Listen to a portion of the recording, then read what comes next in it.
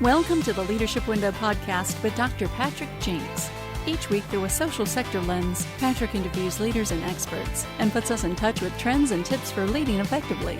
Patrick is a board-certified executive coach, a member of the Forbes Coaches Council, a best-selling author, award-winning photographer, and a professional speaker. And now, here's Dr. Patrick Jinks. Hello, everyone. Welcome to the Leadership Window. I am Dr. Patrick Jinks. Glad to be along with you. This is a fun week because we are once again taking this podcast on the road. I don't know why I didn't do this sooner, but not too long ago, I purchased some mobile equipment that I can easily take with me. We did a podcast at the ball game the other day. I hope you heard that one. Go back and listen to that one. That was Charles Weathers' second or third time on the show, and we did it at the Columbia Fireflies baseball game. And we did one from Miami a few months ago with Ashley Garetely at Caring for Miami. I think this might be the third one we've done. I'm in Abingdon, Virginia right now as I speak. That is in rural Southwest Virginia, and it's God's country, if you ask me. It's beautiful up here. A lot of you have been to this area. Every time I tell people I'm going to Abingdon, they go, "Oh, that's such a beautiful area." And it's right near the Tennessee border and just right here near Bristol. And it's just a beautiful, beautiful place. And sitting here in Abingdon, Virginia is an organization that is in a lot of communities across the country. And the organization is United Way. United Way of Southwest Virginia has been here for a number of years in this community doing what most people understand United Ways to do. But a number of years ago when Travis Staton, our guest today, came on board and started leading this organization, he took United Way here to a level that I often describe as one I just don't see much across the country. And I have my own United Way background, spanning 2 decades. I've worked with a ton of United Ways throughout the years. And I can truly say this United Way here in Abingdon is one unique organization. And we're going to talk a little bit about the evolution of United Way that has led to the formation of a new organization, a new entity in Abingdon and in the region called EO.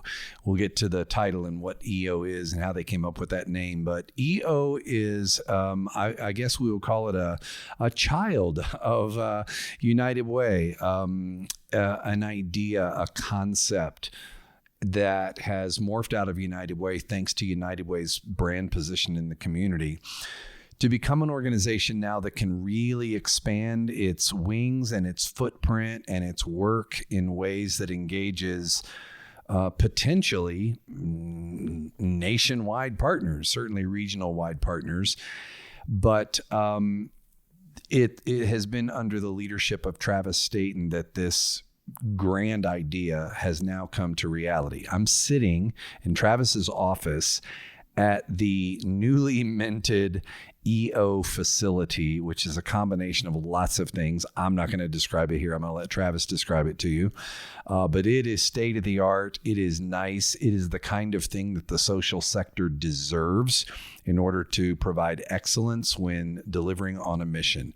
So let's talk mission, let's talk leadership, let's talk what it has taken in leadership to get to this point, because Travis is one of those people I talk about a lot. This organization is an organization I tell a lot of people about because I've watched firsthand the growth in leadership. So Travis, by the way, if you see him or see his picture, you'll think, well, wait a minute. Travis doesn't have 20 years in anything. He's only 24 to begin with, but he's an old soul in some ways. But Travis, I got to tell you, I don't know why this took so long, but I'm glad we were finally able to work this out, get you on this program, because I want our audience to hear directly from someone who I truly believe to be just an extraordinary leader. I've watched it, I've admired it, I've learned from it. And so thank you for engaging me so much in your work over the last few years and for carving out a little bit of time and space for us on a busy day to join us on the show. Welcome. Absolutely. Thank you, Patrick. I'm thrilled to be here today and excited to have this conversation. Well, you're thrilled to be here because here we're in your office. It's great that you're thrilled to be in your own office. I know you're thrilled to be in this new building. Absolutely. Let's just start there. We'll talk about EO and who that is, but let's describe this building we're in. You opened, has it been a month now? No, just recently. Probably moved in about 2 weeks ago. Got an official certificate of occupancy.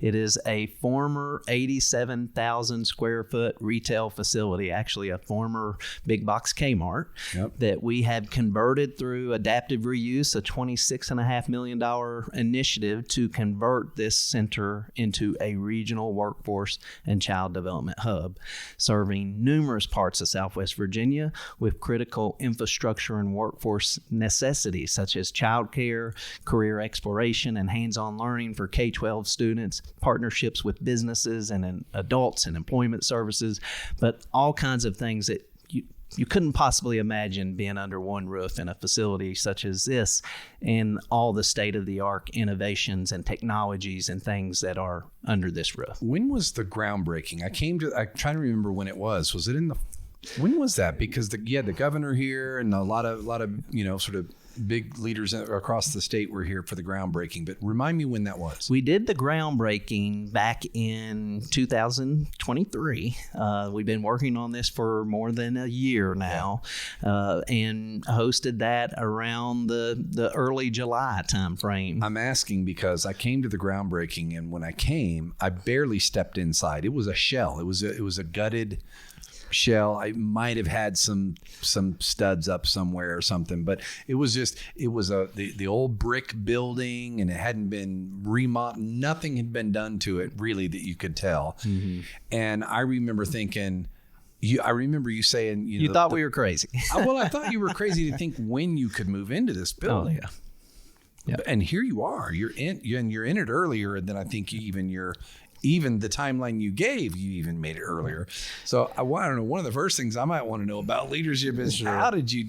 I mean, you got to see this building, folks. It's massive. You said 87,000. 87,000. Now, is it all finished out? It's all finished. Yeah, every bit of it has a purpose and a plan and is being utilized. Unbelievable. Yeah. How did you do? I mean, that's faster work than most projects I've seen. This project wasn't born overnight. It had been conceptualized for quite some time as far as the thought of researching and finding an official final home for some programmatic activities that needed to take place consistently in the region. But coming out of the pandemic, we got familiar utilizing the facility during the pandemic because we were using it kind of as an emergency operations center, using it for logistical supply chain management, doing PPE and all kinds of other things for the federal government and emergency management and all kinds of things that I won't bore you with. But the facility itself, we took about 6 months to really do a design build initiative where you work hand in hand with the architect as well as the general contractor to design the space. And then immediately following that, we began demolition, construction. During that time, we're raising the $26.5 million capital stack, which we have successfully been able to do. But it's been a true public-private partnership. But although we are a nonprofit organization, we're still a private corporation. And sometimes private organizations just move a little faster and expediently than sometimes the public governmental sector can. That's true. Now, you talk about the $26 million in capital. Are you telling me that there's no debt in this building? I mean, is it all essentially paid for? It is. Well, there were some multi-year gifts that were committed and made. So there is kind of a loan involved as we receive those contributions and pay it down. But it's basically committed.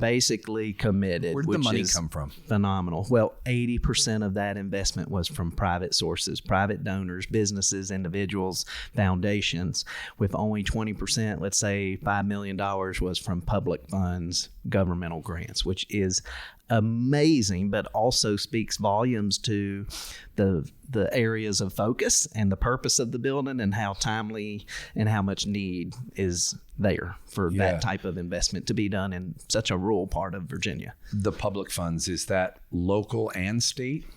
Mostly state funds. Yeah, I thought so. We received a grant from the Virginia Department of Housing and Community Development. They have an industrial revitalization fund that they were able to contribute and invest $5 million into the project to help us get over that final stretch with the other $21.5 million that we had committed to the project. Yeah. That was leadership from the state. The governor has been very active and involved and touts this initiative as a model for the rest of the Commonwealth to see and implement as well. Well, the First Lady does as well and has championed this, I know, and been very engaged in some of your work. And you've engaged cabinet members and legislators, and you've had a lot of state support for this, which I think is part of the whole design, is to maybe expand this. To just talk a little bit about how would you in a nutshell describe why this exists? United Way had already grown into a place of holding a lot of these programs around getting the workforce ready for the future and early childhood, and helping middle schoolers and high schoolers get it implemented into the community. How would you basically describe the notion that we needed this new entity now to take it to an even greater scale? Yeah. Well, there's a lot of complexities to that. Mm-hmm. One particular area is just when you think about designing a portfolio of community programming and services based on attracting, retaining, and growing one of the best workforces in America. That's what we want to do. We have high rates of poverty, we have low labor participation, and we need higher paying jobs. And we need to get those folks that can get off the sidelines back into the labor force and into the workforce. In doing that, we have essential programs and services and partnerships, but they were sporadic. They were based on availability of other facilities, and we needed a place to not only provide the programs, but consistently, more in depth to more audiences and more of level of quality. So being able to work with these public-private partners coming out of the pandemic and knowing one of our main strategic areas is let's get people back to work. That is one of the best things we can do for our economy, for our community. So what does that mean? One, we found out most employers in our region were experiencing shortages and lack of access to childcare. It's unfortunate that Southwest Virginia had the largest gap in the state, roughly about 29% versus a statewide average of 11% of shortage of childcare. And we found that that's one of the biggest reasons people are sitting on the sidelines. So part of the 87,000 square feet, there is 25,000 square feet dedicated to a new state-of-the-art early care and education center, 21 classrooms providing care to children from birth to age 4 for 300 children in this region, which is essential to helping those parents now retain a job, get to work, have a safe, reliable place for their child. It is also a big part of our strategy for the workforce of tomorrow. One of the best investments we can make is helping children get a great start to life and be prepared for kindergarten. And doing that through early childhood care and education is one of the most efficient, effective investments. From afar, I have thought it's one of the more genius things that you've done in messaging alone, because I will tell you, United Ways and many organizations focus on early childhood education. I believe in it. I love it. I see the value of it. But people hear early childhood education, they think kids and babies and start to school. And yes, they care. You tied it to workforce. And it reminded me at the Institute for Advanced Learning and Research in Danville, where I was for a while with United Way, we had the foundation there brought Vaughn Grisham to town. Vaughn Grisham, he is John Grisham, the author's cousin, for those who might be interested in knowing that. But he was a professor, I think, at Mississippi State or University of Mississippi. I always forget which one. Sociology work there, and a researcher and an author. And he came and spoke on things like neighborhood revitalization. And he challenged the group of hundreds in the room at the Institute. He said, what do you believe is the number one driver of the workforce economy and its success? And people were raising their hands and going, well, it's availability of jobs, or it's, being free from issues like drugs and poverty, or it's, the quality of this, that, and the other. And everybody was wrong. And he said, no, the number one driver of the workforce is early childhood development and education. Because you're thinking about that new small business microbrewery downtown, or you're thinking about Goodyear wanting to come in and expand their plant today. What you're not thinking about is that 20 years from now, the people you hire are not going to be ready if they don't get the kind of start they need. And when you tied it to workforce, correct me if I'm wrong, when you successfully made that tied to workforce, the attention with the State Rural Summit and the state government and all the donors and sponsors and partnerships that you got, to me, that's the uniqueness. Because I know a lot of organizations focused on early childhood. Sure. Yeah, I think there's definitely a business case for that. And also, again, coming out of the pandemic, it's unfortunate that also shed light on the importance of early childhood care and education for infrastructure. I mean, when we think about development in parts of America, we're thinking about plat development, broadband, natural gas, interstates, railroads, where's the inland port?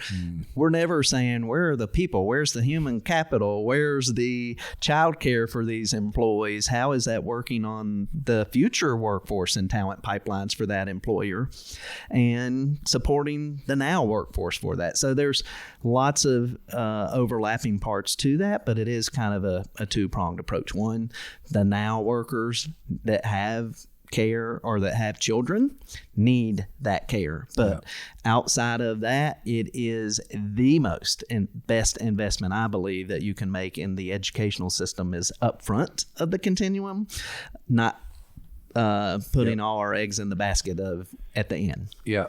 Well, it's harder to do. And in some cases, it's impossible to do in the moment. If you're far enough behind and you don't have the skills and the education and the resilience, the social capabilities to have a job and things like that. Those are things that matter. United Way moving forward. What's their role now in the community? Yeah. Well, United Way has had tremendous success over the nearly 2 decades of opportunity that I've been blessed to be a part of, growing the organization into a community impact organization, growing an organization into not the status quo and looking differently and going upstream and getting ahead of these things, not just treating symptoms and putting Band-Aids, but being more hands-on and understanding those issues and making investments in building collaboration and partnership around that. They have successfully birthed and born this new organization called EO, which is a spin-off nonprofit of the programmatic arm of the United Way of Southwest Virginia, to oversee community impact work and programmatic work in workforce development and education and well-being of communities. And that enables this organization to really put concentrated efforts into that continual work.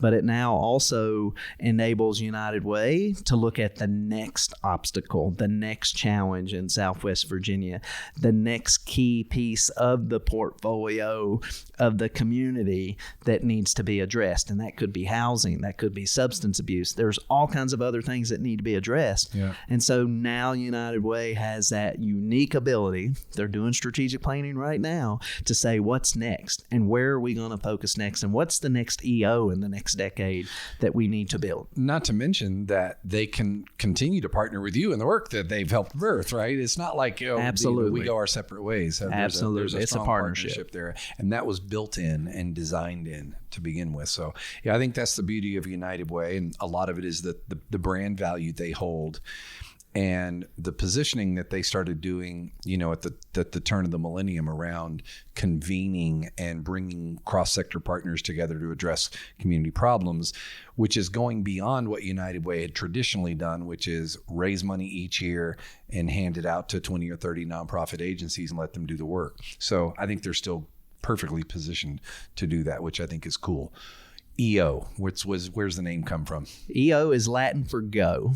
It is been highly studied, highly thought through internally. It wasn't a rushed decision, but also really stands for the endless opportunities that lie ahead in our region and our state and our country. We want to focus on improving educational and economic opportunities for everyone. So when you think about EO, we believe so much in educational and economic opportunities. We named ourselves EO, but it is Latin for go. It is a newly evolving nonprofit organization that will research, pilot, and scale big ideas into local community solutions through those public-private partnerships, through that collaboration and partnership with numerous people, organizations, and institutions to really increase the well-being of communities in which we live and serve. So I'm gonna set you up to brag about yourself, because I know you love that. No, I know you're gonna want to be modest on this question, but go is a perfect word that I think matches the leadership you've brought to the table, because it hasn't been status quo. It hasn't just been let's maintain a little United Way here and do a thing and retire one day. You have been on go. You have a bent for go. Speed has been a thing. Change has been a thing. When I met you, we actually met at United Way Worldwide back in 2005 or 6 or somewhere around there. And then I became engaged with you for the first time because you were leading disaster relief efforts and recovery efforts here in Abingdon during the tornado of, what year was that? Would have been around 07 or 08 or something like that. And we came over and tried to offer a hand on a weekend, and all of that. You had at that time 3 staff. You had three staff. And today you have EO has almost at 50. EO's at almost 50. I know I met with every single one of them today. It was great. We did some culture mapping today, which we'll get into. So the growth in scale and in work and this new facility and adding on programs and innovations and ideas, that's a hard thing to lead in a community where you have to get consensus, you have to get critical mass of partnership momentum, you have to have a staff that's resilient and can pull off what you're throwing at them every day, more and more and more and more. I'm curious to know, what have been the leadership competencies or tenets or strengths that you've had to rely on the most as you've taken this from a small 3-person, fairly traditional United Way to where it is today, where this organization is today? Sure. What are you leaning on? Well, I mean, it's been quite a journey to go from the former 3-person organization serving one county to an organization on a budget, by the way, of what? Probably around $300,000 a year. That's important to note. Before the spinoff of EO was pushing about a $13 million a year budget, serving 21 municipalities, and has went through 10 mergers and acquisitions to build essentially the United Way of Southwest Virginia, which was designed to help build that capacity. Because when you're changing the business model and you're going upstream, and it's not just about the lean, mean fundraising machine, it's more about what are we doing with those dollars? How are we investing in the future? How are we being more preventative than reactive? But that requires a different skill set. That requires understanding community need, understanding consensus building, understanding subject matter experts in education and well-being, and resources, dollars, an accounting department, marketing, all those things. So combining resources, combining United Ways to be stronger, but still interconnected, still localized down at the community level. I mean, that's what United Ways are known very well for, is their localness and their ability to respond to those local needs. But change management is really big. You got to be able to go with that, the persistence, the marathon, not the sprint. But when you think about merging 10 United Ways over the course of a 12-year period, most United Ways have the leadership of the top officials and leaders in their communities. They're very powerful boards. Yeah. Sometimes they are very opinionated, very territorial, very we want what's best for our town and our zip code and our community. So being able to cast vision and show that, we can be really loud if we're all singing, but if we're all singing from the same sheet of music, we can not only be loud, but we can be understood. We can be heard. We can leverage our collective resources, our investments to outside state dollars, federal dollars, because rural communities need that. And I think we've showed proof of concept in that. But change management is a big leadership competency that you have to have, that persistenceness, but also being able to consensus build, to not only cast that vision, but manage the ability to bring parties together to say, wow, we could be stronger if we work together. But let me also mention, in the middle of all these changes that were going on over the years, not just building a more stronger back office for United Way, we were changing our business model.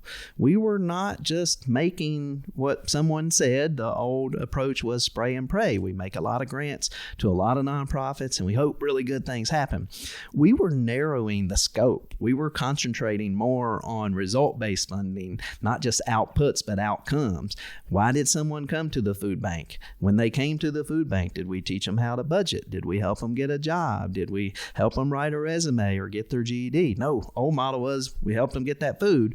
All great, but going that step above and beyond is really critical in that. Where were you before United Way? What was your background before? Private sector. I was formerly did some work for the private sector, contract work for local governments in conferencing management. And then when I graduated school or college, I worked formerly in the retail industry and managed retail stores.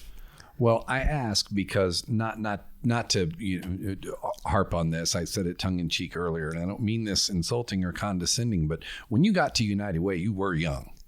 Absolutely. And I'm asking because what you're talking about here, you're talking about change management and understanding business models and building consensus and bringing on partners, understanding financial model. Where did you learn that? Because you had a lot of it. I'm sure you had to learn. Along the way too, right? Along the way. But what would you credit as being the core of your learning? Was it MBA school? Was it something about the retail and the way it ran? Where would you say the core preparation occurred for you? When I first came into the nonprofit health and human service sector, I thought, United Way, they do great work and they need to raise resources. I had a former sales and marketing background, and I thought, I can sell real easily. Little did I know, giving and selling an intangible product of something you can't touch and feel, that it's well-being, it's good community outcomes, it's low crime, it's reading proficiency, isn't the same as putting something on the item and on the shelf and saying it's 99 cents, it's on sale, let's sell the world of them. There was a lot of trial and error, but I will credit coming from a business background. I believe too many nonprofit leaders get so tied into the work and the impact that they forget the other side. If the business model isn't there, nor work to amplify, to create the capacity to perform the mission doesn't get done. So you have to use it rewind, as a business. Everybody rewind 30 seconds and listen to that statement 5 times, because that I don't think you could have said that any better. And that is the unfortunate truth in the social sector is it's a lot of caring and compassion and passion for creating social change. And so that mindset, and it's charitable and it's nonprofit. And so and it's not, by the way, it's not always the executive directors that lack the ability to understand that. It's often the boards who run businesses, and they think that when they come into the boardroom, they're not running a business anymore. They're running a charity, and it's different. Absolutely. So Absolutely. you really nailed it on that one for sure. The other thing you've invested in a lot is your people. Leadership development.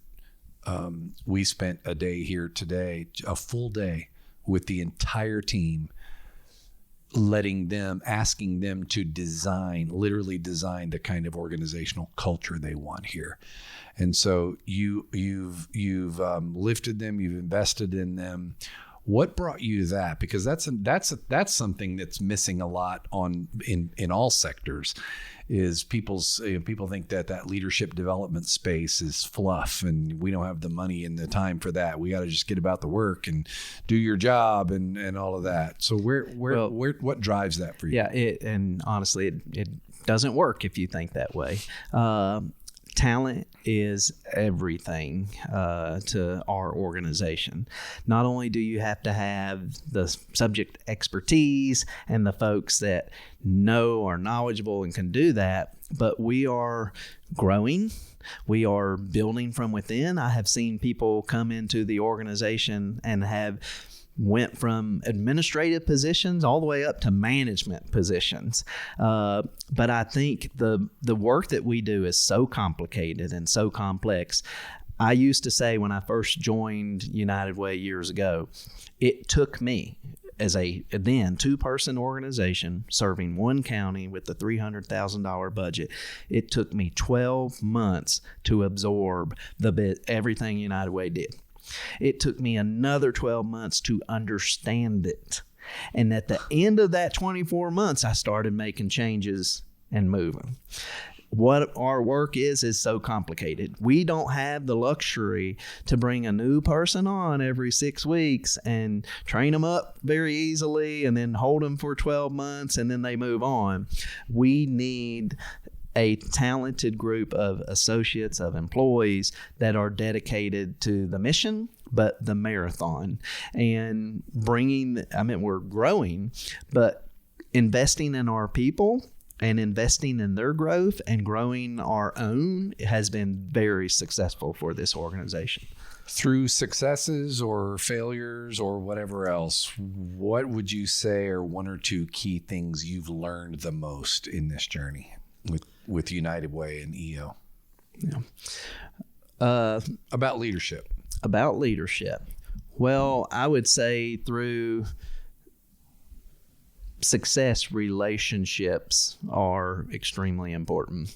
No matter what background you have, what work you do, relationships are important. Relationships are what make you and what make your work and your organization. And I think being able to treat others with respect, but also build that holistic collaboration and cast vision. I still say a lot of times people are so focused on the day-to-day, they don't vision what it can be and where it could go and what impact really could be made. Yep. My staff used to say, you're not allowed to go on trips to Richmond anymore because when you get 10 hours of windshield time, go 5 hours up, 5 hours back, you come back with all these big ideas and big things to do. You have to do that. You have to dream big, but you also have to have that team and that leadership to see it through and be persistent as could be.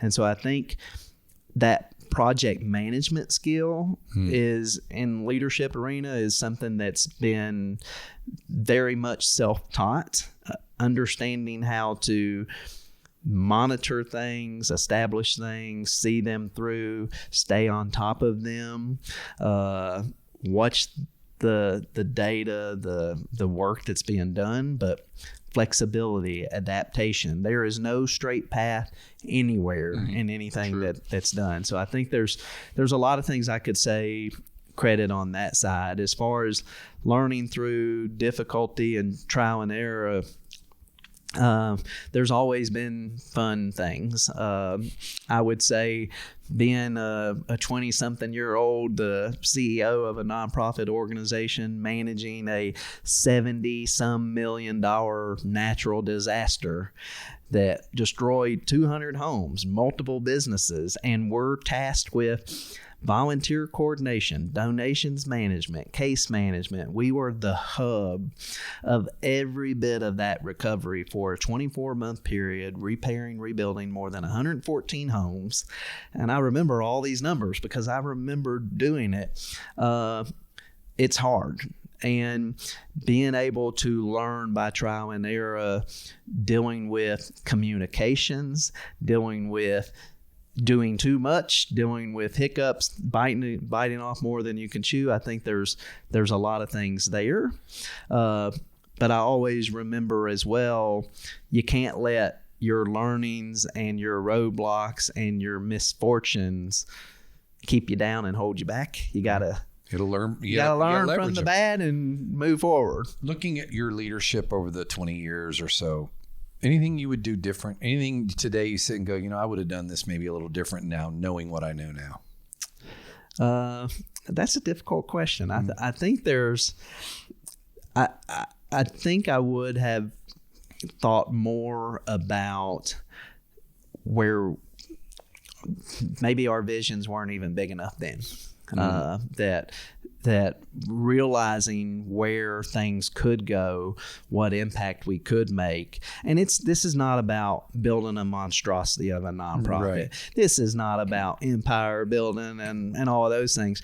This is really about bringing meaningful impact to a community. But I would say realizing what space is available there for a nonprofit. Sometimes they say, well, that's not our work or that's not our mission. Well, what's holding you back? Why can't it be your work or your mission? That's good. I think we could use a lot more of that in the sector. One of the things that your staff came up with today on culture mapping is that we want an environment where we believe in ourselves and others. We believe, hey, we belong here. We have leadership, we have talent, we have gifts, we have contribution to bring to the table, we have value. We can influence policymakers. We can hold summits and have, the governor and the cabinet, and we can get the attention of people. And I think that belief, I loved that they brought that out today in the culture mapping because you've been doing it. Yeah. Well, I think that's when you think about the team and you think about the chemistry. I mean, we've got folks from all walks of life, all backgrounds, and all different disc profiles and everything to think about. But how does all of that chemistry mix? But I can confidently say everyone in this organization, I believe, shares the belief that there's a better tomorrow. And I think we've also realized, coming from rural Virginia, years ago, when we think about your other question of what would you change, I think we used to say, well, we need to change. We need to bring change. I don't know if it's change or if it's much as improvement. We live in one of the best places in the country, and we just need to do what we're doing better. Yeah, we're not trying to change who we are. We want to be who we are. We are great culture, great community, great environment. We just got some challenges that we need to work through and improve upon. So having that team, when you think about that belief, this is home. And they have family here, they have future family here, and they want what's best for home. They're not even thinking about themselves. They're thinking about their community, their fellow neighbor, their schools, their employers. They're in it for them because this is home. Wow. What's the challenge of leadership that you face with 50 people now and growing? Yeah. Knowing that, in just a few years, it could be 150 people. I mean, you are growing. Yeah.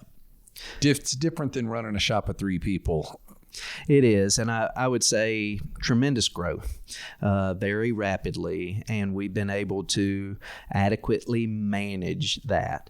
I would say with the creation of EO and where we're going, I believe people say, man, you've spent a few years and built this beautiful capacity to deliver upon impact.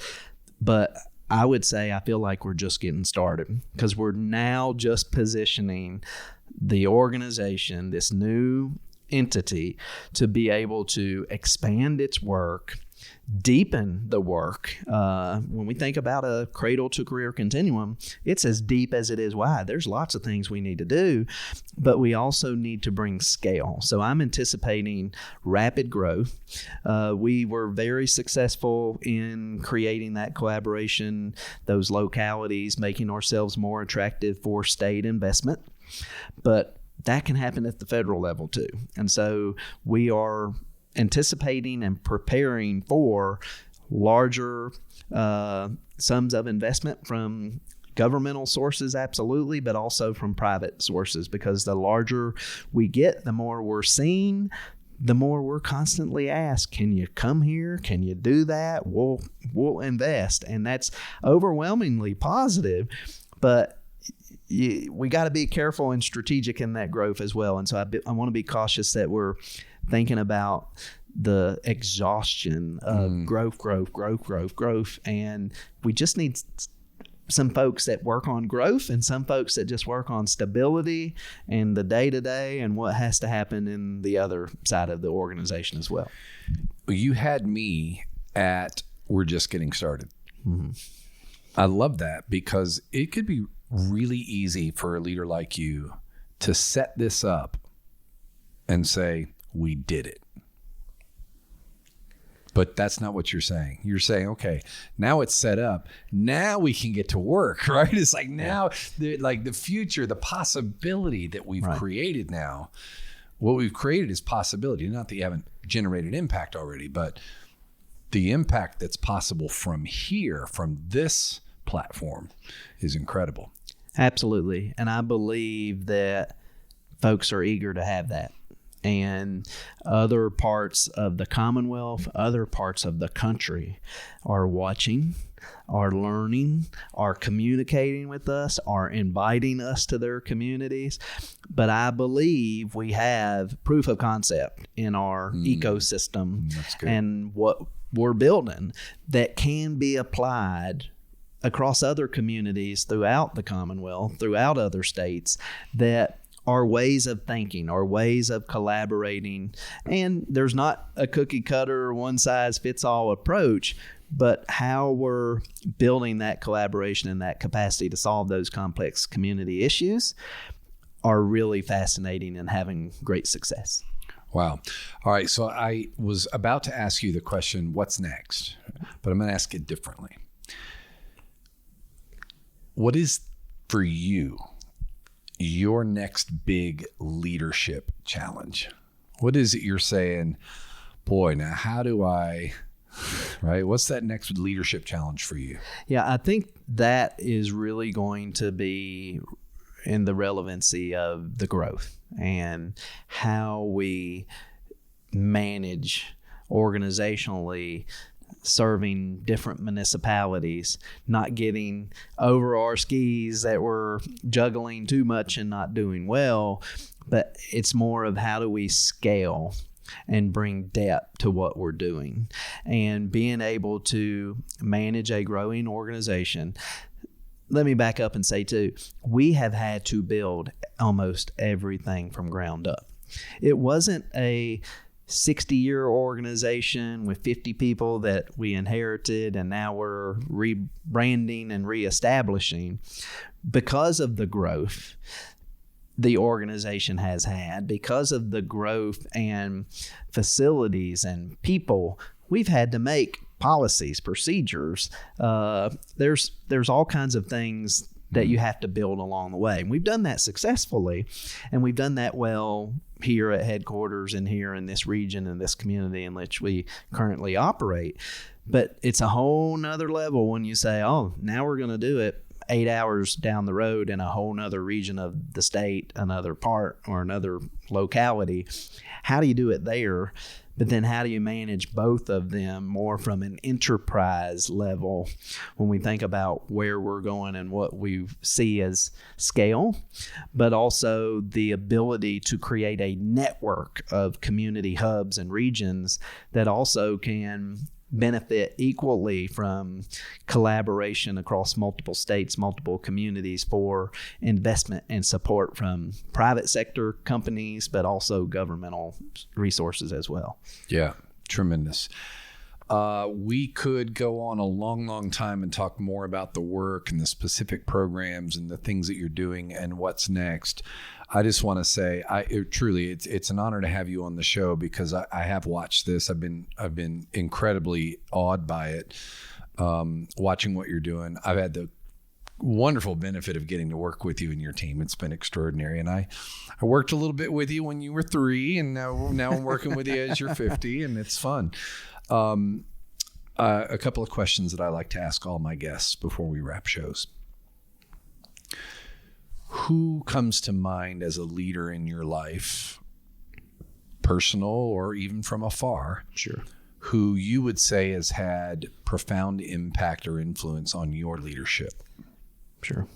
I would say an individual named Steve Smith, who is the president and CEO of a food store called KVAT Food Stores, parent firm for Food City, operates and owns multiple chains of grocery stores, Food Cities across Virginia, Kentucky, Tennessee. Did I meet him last year? Was he in the?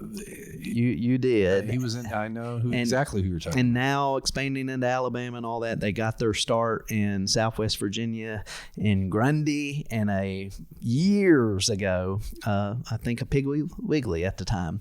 But when I first started with United Way, we were a staff of 2, $300,000 budget. We were kind of going backwards. And needed to steer the ship in a different direction. And I remember approaching the largest employer, the most notable person in the region that could help me do that. And he took a risk by getting involved with an organization that wasn't on the right path and wasn't going in the right direction. And he's running a multi-billion-dollar corporation with thousands of employees. And he said yes. And not only did he say yes, he agreed to help me for 2 years because I needed to build in a succession plan. After I had his first year of help, I said, hey, you helped me, but I didn't build in a good succession plan, so can you do it again? But I learned a lot from him and his mentorship and his ability to work with me as a young professional in teaching me things. But I also was amazed at 2 things. One, how much time and commitment he would give back to his community. And I'm always amazed when I work with our board and all these senior execs and other folks at how much they give back to the community. And we're all busy. And I say I'm busy, which I am. But I think if somebody asked me to do more in addition to my work, I don't know how I would do it. And I'm always amazed at how these folks, these men and women that are in such big roles, they find the time and they make it a priority. Wow. 1, very impressive. 2, he is the leadership of his company. His dad's philosophy was you learn the business and you work your way up. He's been at registers, he's stocked shelves, he's ran stores, he's been regional directors, he's been bigger roles. He worked his way up through his own company. And I think about that often, and I think I've kind of worked my way up through my own company too, although we're building it as we go. But I've been the accountant. I've done payroll. I've done grant making. I've got the mail, did the deposit. I've done it all. IT, everything. So now we're an organization of 50. We have specialists in certain areas, but I don't forget kind of the business and where we came from, and I know each end of our business. So I appreciate that form of leadership from not just, hey, I'm at the top and I'm here, sure, but how you got there and what you know going backwards, I think is very impressive from him, and it's always been inspiring and kind of has touched me in many ways. Well, that's a great story. And I do remember him. He was part of the business roundtable that you hold each year. And just, I remember the value he brings to those conversations and the fact that he's still engaged. So this Absolutely. was what you're describing was, 20 some years ago. And here he is still plugged in at big levels in what you're doing. Yeah. And he was very supportive of this project. And I don't mention him just because of this project, but he was actually the owner of this facility. He's about $8 million in on this project, how much he believes in what we're doing and investing. And it's just incredible. It really is. Yeah, that's leadership. That's profound. It is. Great story. Last question, the easy one. You're given a megaphone. You're put on top of a mountain. You got 15 seconds to share with all the leaders of the world who are listening at the bottom of the mountain to the Travis Staton number one tenet of leadership. What's paramount? What's that one piece of leadership that to you is the most important for all leaders? That is a really difficult question. I mean, you think about all the areas and everything. I believe it's all equally important, but I think being in a leadership role, you are serving in a unique capacity. You are helping guide and cast vision and make sure everything's working. But I would believe in that leadership role treating people good and how everyone has good days. They have bad days.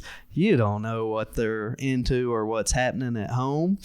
And I just believe there's not a lot of place for all the other bad things of being rude and mean and things of that nature, but we're all human.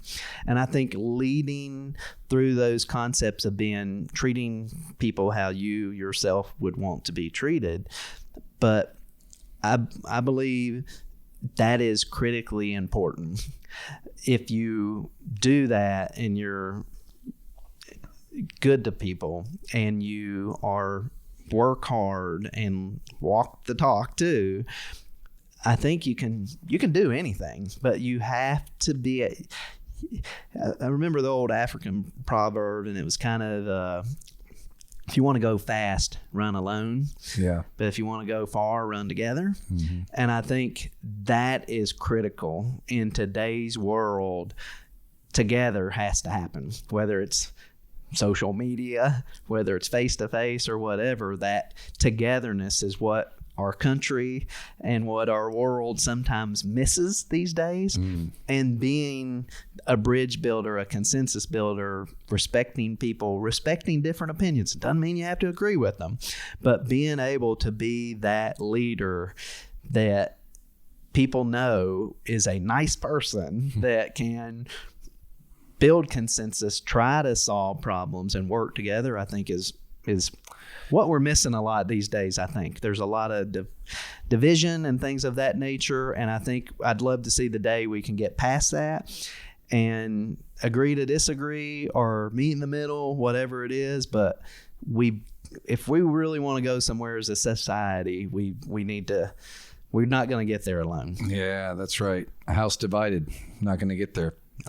Travis, I really appreciate that. And, I will say,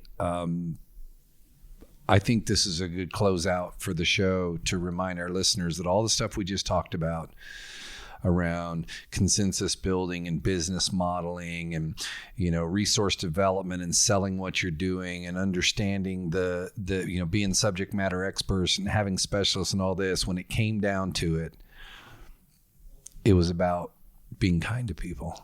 It was about relationships, which is a word you used early on in the conversation, about what you've learned about leadership, that relationships have what's helped you build the successes that you've built. And these people that are here on your team, the passion, the compassion, the talent is off the charts. And again, in their culture mapping today, one of the things that they came up with, somebody said, yeah, I know the kind of culture we want. Be kind to one another. And then at the end of the day, when they said, you know, what's great about all this culture mapping, we're designing the way we want our culture to be, most of it's already intact. I heard that. That was a great thing to hear. Travis, keep it going, man. And as always, let me know how I can be of support in any small way to this thing you're doing here, because you and your team, I know it's not just you. We're focusing on leadership and the kind of executive leadership it takes. But you and I both know it does take that kind of executive leadership at the top, and you're bringing it, and I love it. And I think it's a great contribution to all of our listeners out there as well to hear just kind of what goes through the mind of a leader who's creating the kind of transformation you're creating. So I appreciate you being here. Well, thank you for having me, Patrick, and enjoyed working with you, and look forward to the days ahead. Always. All right, folks. Well, take this. This is one to go back and listen to, take good notes on, and just model this kind of leadership. And that's a good closing word for the day. Be kind to the very next person you interact with today. Just keep it in mind. Lead on.